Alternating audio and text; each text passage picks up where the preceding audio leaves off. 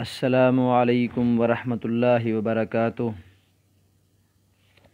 الحمد للہ وحدہ والصلاة والسلام علی من لا نبی بعدہ، اما بعد۔ کتاب الطہارہ عمدۃ الاحکام سے روایت نمبر 11 اور 12۔ آج پہلا عنوان کتاب الطہارہ کے تحت ہمارا الحمدللہ مکمل ہو جائے گا۔ آج کے دوسرے لیکچر کے بعد اسی طرح دوسرا لیکچر ہم نئے باب کتاب الطہارہ کے تحت باب دخول الخلاء والاستطابہ کے تحت شروع کریں گے انشاءاللہ تعالی۔ روایت نمبر 11، عن نعیم المجمر عن ابی ہریرہ رضی اللہ تعالی عنہ عن النبی صلی اللہ علیہ وسلم انہ قال۔ نعیم المجمر، مجبر ان کا لقب پڑا۔ ان کو یہ لقب اس لیے دیا گیا کہ یہ مسجد کو دھونی دیا کرتے تھے، مسجد کے اندر خوشبو وغیرہ پھیلایا کرتے تھے۔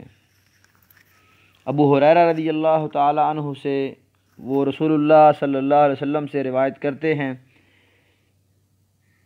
انہ قال۔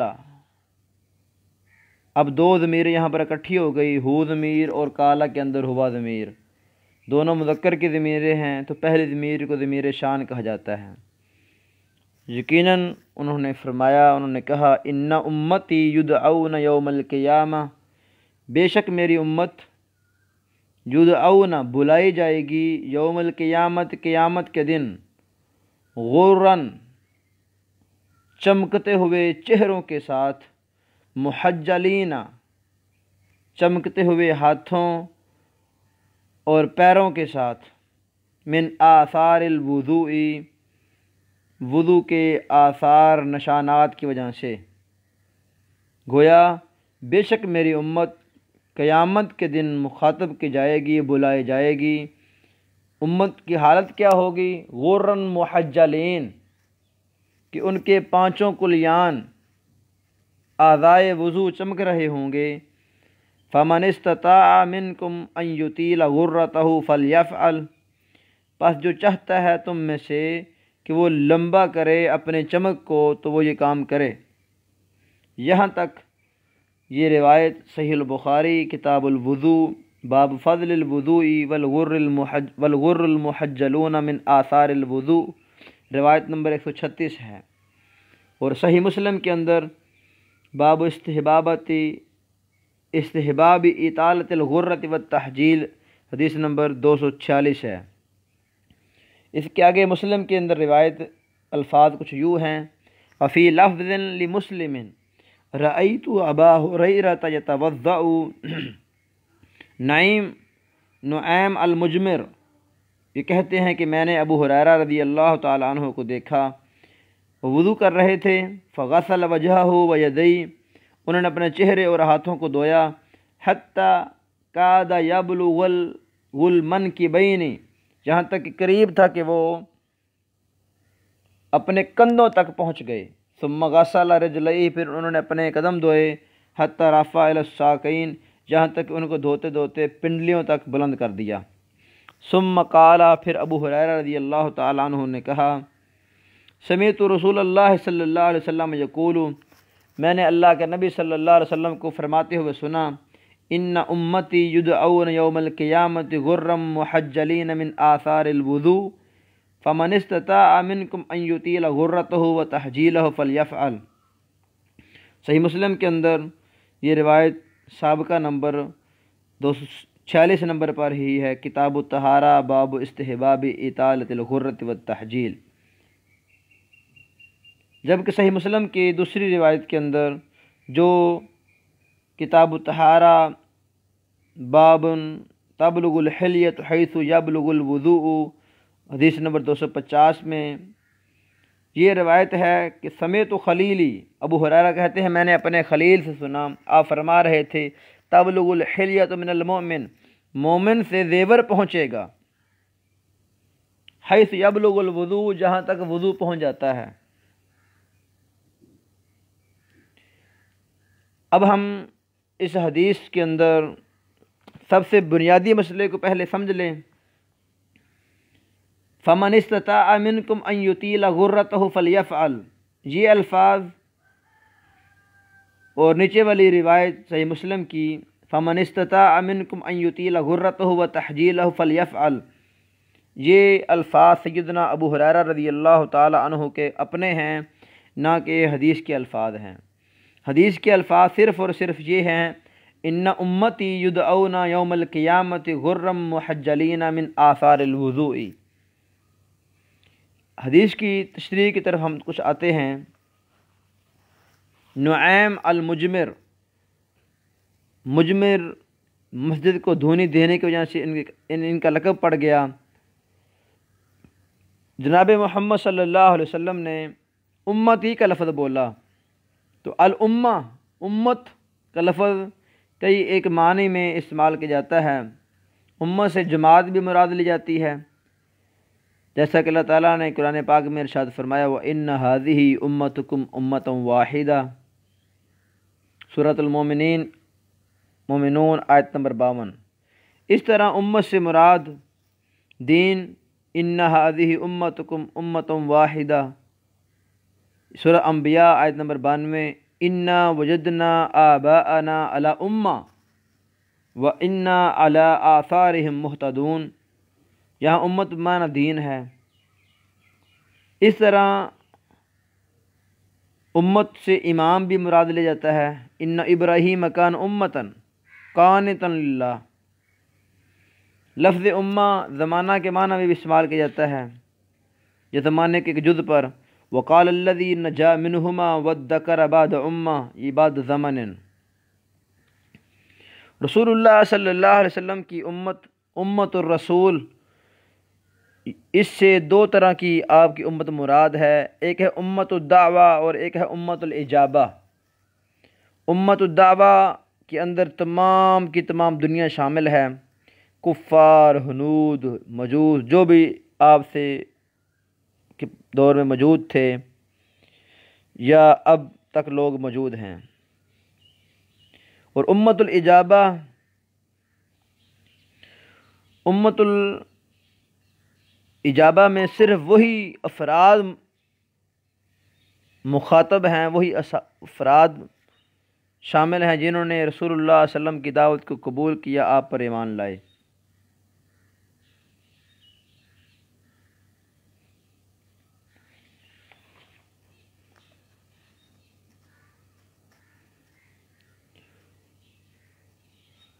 اور اس حدیث مبارکہ میں امت الاجابہ مراد ہے، کیونکہ امت الاجابہ کے لیے ہی وضو ہے اور وضو کے نشانات ہیں۔ یدعون ینادون حال کونہم غرا محجلین، غر اغر کی جمع ہے، اور اس سے مراد وہ گھوڑا ہوتا ہے جس کے چہرے میں سفیدی ہو۔ هو الفرس الذی فی وجہہ بیاض، اور محجل چھپایوں میں سے اس کو کہا جاتا ہے۔ هو الذی کانت اطراف ارجلہ بیضاء، جس کے پاؤں کی طرفیں سفید ہوں۔ فوصف النبی صلی اللہ علیہ وسلم امتہ یوم القیامہ ان وجوہہم بیض تتلألأ نورا من قولہ غرا، وان اطراف ارجلہم کذلک تکون بیضا من النور۔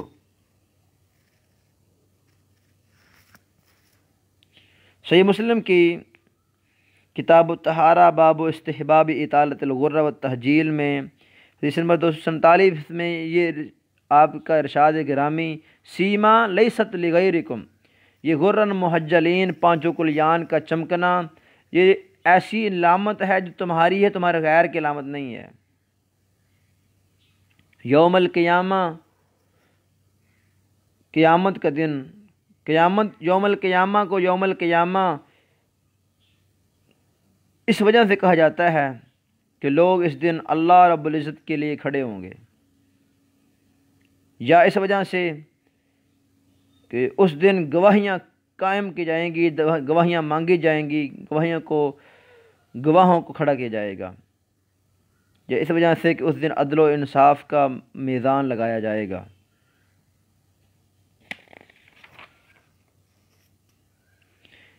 یہاں حدیث مبارکہ میں کتاب الطہارہ کے ساتھ مناسبت امام مقدسی علیہ الرحمہ نے بڑے خوب انداز میں بیان کی۔ من آثار الوضو، وضو کی ایک خوبی، ایک وصف، ایک فائدہ مومن کو یہ ہوگا کہ وضو کے آثار کی وجہ سے اس کا چہرہ، اس کے ہاتھ، اس کے پاؤں چمک رہے ہوں گے۔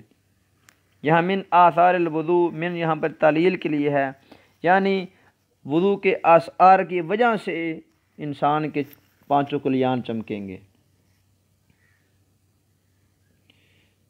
اور سیدنا ابو ہریرہ رضی اللہ تعالیٰ عنہ کے الفاظ، ان کا اپنا فہم ہے جس کو حدیث کے اندر مدرج کے لفظ سے جانا جاتا ہے۔ اور مدرج کیا ہے؟ لِأَنَّهُ إِدْخَالُ حَدِيثٍ فِي حَدِيثٍ مِّن غَيْرِ بَيَانٍ، کہ الفاظ کو حدیث کے اندر ایسے داخل کیا جائے کہ بیان بھی نہیں کیا گیا۔ امام ابن القیم رحمہ اللہ تعالیٰ نے اپنے قصیدہ نونیہ میں صفحہ 331 پہ اس بارے میں اشعار لکھے، وَإِطَالَةُ الْغُرَّاتِ لَيْسَ بِمُمْكِنٍ أَبَدًا وَذَا فِي غَایَةِ التِّبْیَانِ، یعنی غرہ، چہرے کی چمک کو بڑھانا تو ممکن ہی نہیں ہے، جو رسول اللہ صلی اللہ علیہ وسلم نے بیان فرما دیا ہے وہی آخر ہے۔ وَأَبُو هُرَیرَةَ قَالَ ذَا مِنْ کِیسِهِ فَغَدَا يُمَیِّزُهُ أُولُو الْعِرْفَانِ، تو ابو ہریرہ رضی اللہ تعالیٰ عنہ نے جو الفاظ کہے، علماء اہل العرفان پر واجب ہے کہ وہ اس کو تمیز کریں رسول اللہ کے کلام سے۔ مطلب اشارہ یہ ہے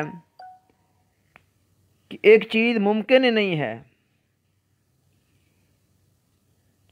اب پاؤں اور ہاتھوں کی چمک کا بڑھ جانا تو ممکن ہے، لیکن یہ ایک علماء کے مبین مسئلہ ہے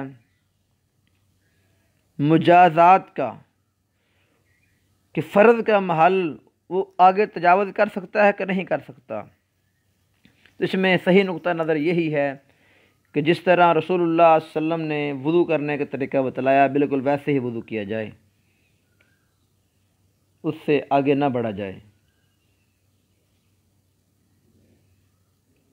اور دوسری روایت کے اندر صحیح مسلم کی، آپ صلی اللہ علیہ وسلم نے ارشاد فرمایا، تبلغ الحلیۃ من المؤمن حیث یبلغ الوضوء، جہاں تک اعضائے وضو کو انسان دھوئے گا وہاں تک اللہ رب العزت مومن کو زیورات سے مزین فرمائے گا۔ اور اس میں مرد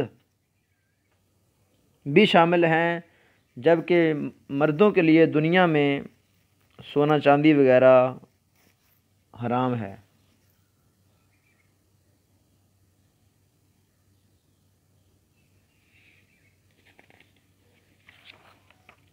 یہ حدیث مبارکہ اپنے اندر کئی ایک فوائد کو گھیرے ہوئے ہیں۔ تو اس حدیث میں بیسیکل بنیادی طور پر ترغیب ہے انسان کا اچھی طرح وضو کرنے کی طرف، اسباغ الوضو، کہ جو انسان اچھی طرح وضو کرے گا وہ اس فضیلت کو حاصل کر لے گا جو حدیث مبارکہ میں غرًا محجلین میں شامل ہے۔ تو اگر انسان اس کا نتیجہ نکالے، امت الاجابہ میں یہ لوگ جن کے اعضائے وضو چمک رہے ہوں گے، گویا یہ ایک علامت ہوگی ان کے جنت میں جانے کی، ان کی پہچان کی۔ فائدہ نمبر 1، اللہ رب العزت نے اس امت کو ایک خاص فضیلت دی ہے کہ اللہ اس امت کو قیامت والے دن الگ پہچان دے رہے ہیں۔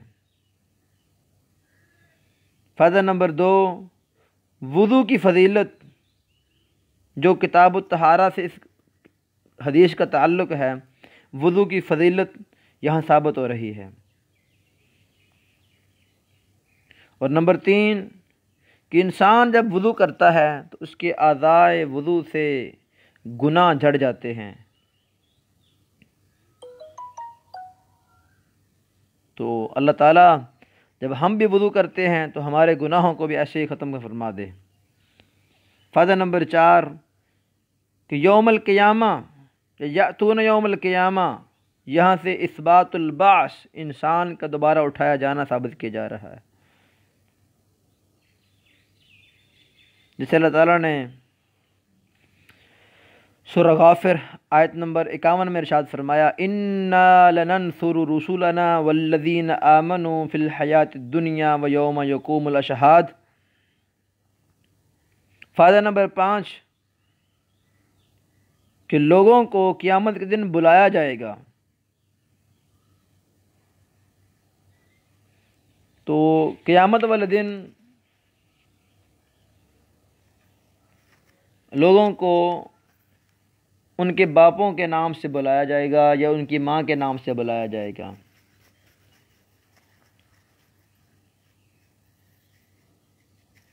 تو اس میں صحیح بات یہ ہے کہ لوگوں کو ان کے باپوں کے نام سے مخاطب کر کے فردن یا اللہ تعالیٰ جس طرح چاہیں گے بلائیں گے۔ صحیح البخاری کتاب الجزیہ باب اسم الغادر للبر والفاجر کے تحت 3188 نمبر یہ روایت ہے، اور صحیح مسلم کتاب الجہاد والسیر باب تحریم الغدر حدیث نمبر 1735 ہے۔ آپ نے ارشاد فرمایا، لِكُلِّ غَادِرٍ لِوَاءٌ يَوْمَ الْقِيَامَةِ يُعْرَفُ بِهِ يُقَالُ هَذِهِ غَدْرَةُ فلان ابن فلان، فلان ابن فلان سے استدلال کیا جا رہا ہے۔ فائدہ نمبر 6، یہ غرہ اور تحجیل کو وضو کے سبب ثابت کرنا ہے، جو ہماری امت کا خاصہ ہے، چہرے اور ہاتھوں اور پاؤں کا چمکنا۔ فائدہ نمبر 7،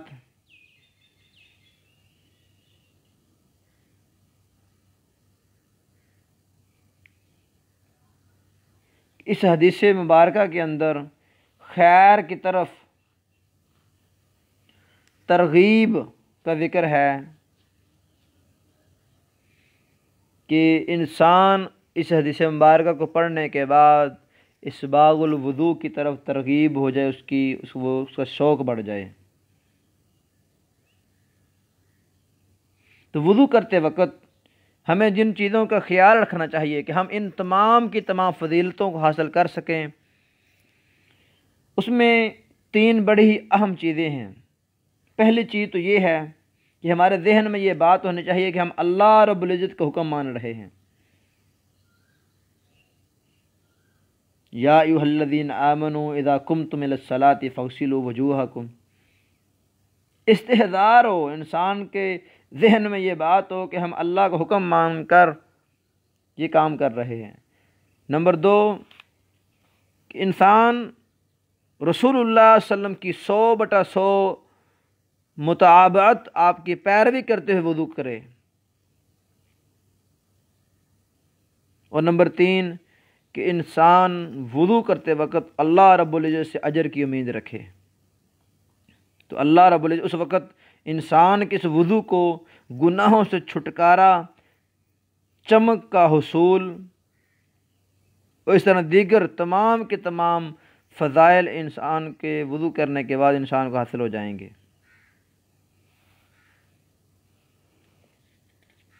اور اس حدیث مبارکہ کے ذریعے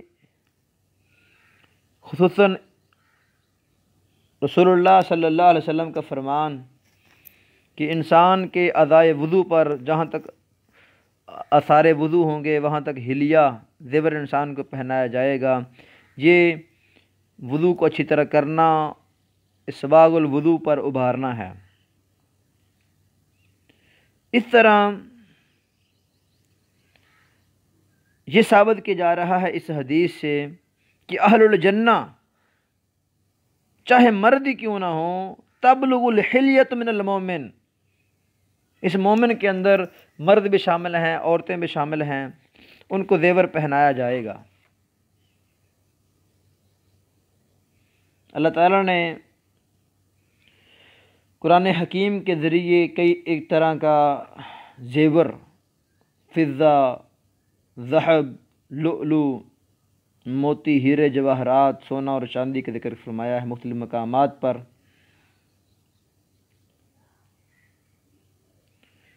تو جس طرح آپ نے فرمایا تبلغ حیث یبلغ الوضوء، انسان مکمل ذرا کونی سمیت ہاتھ کو دھوتا ہے، تو یہاں مکمل بازو پر زیور کا پہنایا جانا اس حدیث میں شامل ہے۔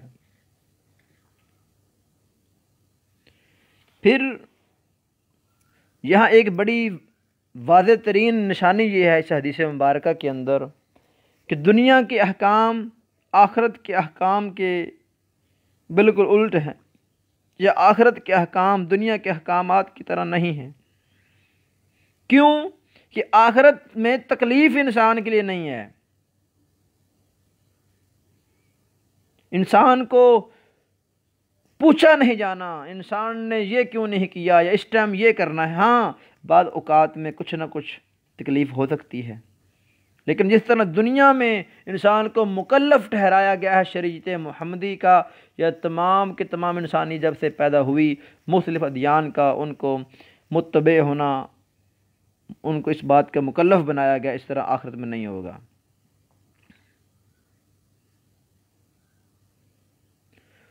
تو پھر جو انسان جس نیت سے جتنی اچھے طریقے سے وضو کرے گا اس کو اتنا ہی جزا اور بدلے کا ملنا، یعنی ہر عمل کے رزلٹ میں جزا ہے، چاہے وہ جزا اعلیٰ اور عرفہ درجے کی ہے، چاہے وہ کم تر درجے کی ہے، اور چاہے وہ وبال کی شکل میں ہے۔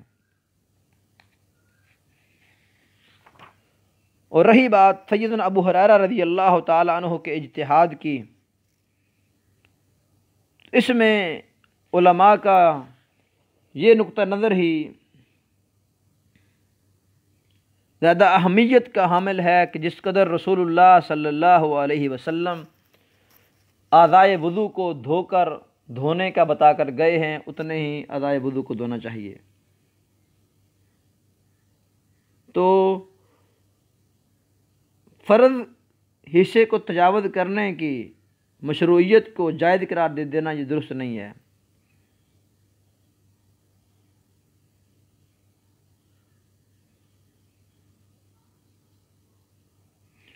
تو جو یہ راوی جو اصول الحدیث کا یہ قاعدہ ہے کہ راوی الحدیث ادرا بما روا یا عالم بما نہ ہو، اس میں شک نہیں ہے کوئی، لیکن جب سنت راوی کے فہم کے خلاف واضح آ جائے تو پھر ہم فہم راوی کو نہیں لیں گے، بلکہ ہم سنت پر اس سنت کے فہم کو مضبوطی سے پکڑ لیں گے۔ اور اہم ترین مسئلہ جسے حدیث سے نکل رہا ہے وہ یہ ہے کہ انسان جس قدر بھی رسولوں کے علاوہ جس قدر بھی انسان اعلیٰ مرتبے پر فائز ہے یا اعلیٰ فہم کا مالک ہے، قد یخطئ، وہ خطا کر سکتا ہے، اس کے لیے عیب کا ہونا لازم ہے۔ اور کسی بھی عالم دین کے اندر، فقیہ کے اندر، محدث کے اندر علم کی ویسی پختگی ہو کہ اس کی ہر بات کو لیا جائے جس طرح رسول اللہ کی بات کو لیا جاتا تھا، ایسا ممکن نہیں ہے۔ کیوں؟ ان الانسان مہما عظم فی الذکاء والحفظ فلا بد له من عیب، جس قدر بھی اعلیٰ مقام پر انسان علمی لحاظ سے فائد ہو جائے پھر بھی انسان کے اندر علمی عیب باقی رہتے ہیں۔ تو اللہ تعالیٰ اس حدیث کو مد نظر رکھ کر، اس کے فوائد کو مد نظر رکھ کر ہمیں اسباغ الوضو اچھی طرح وضو کرنے کی توفیق عطا فرمائے، تاکہ ہم بھی اس حدیث مبارکہ کے اندر مومنین میں بلائے جائیں، آثار وضو ہمارے اعضائے وضو چمک رہے ہوں اور ہمارے ہاتھوں، ہمارے چہرے اور ہمارے پاؤں کو زیور جس طرح اللہ تعالیٰ چاہے اس طرح پہنا دے۔ وَأَقُولُ قَوْلِي هَذَا وَأَسْتَغْفِرُ اللَّهَ وَأَتُوبُ إِلَيْهِ۔